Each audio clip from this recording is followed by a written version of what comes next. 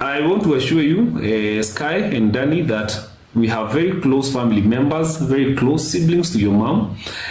So in case anything ever goes wrong, let me tell you, they will tell us. So either way, we shall keep an eye on those two children because we loved their mom.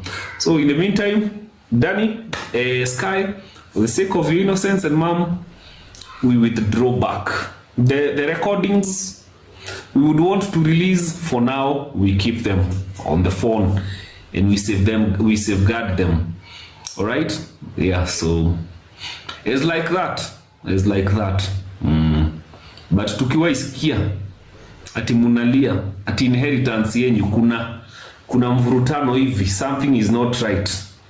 Hata kukuja America tutakuja. Hata mtakuwa South Africa, wherever you will be, Kenyans will come through for you. That's the assurance.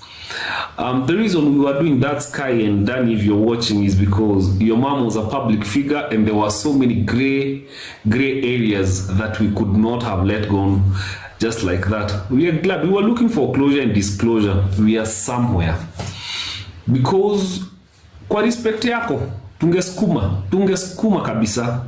We were ready to pay the ultimate price for your welfare.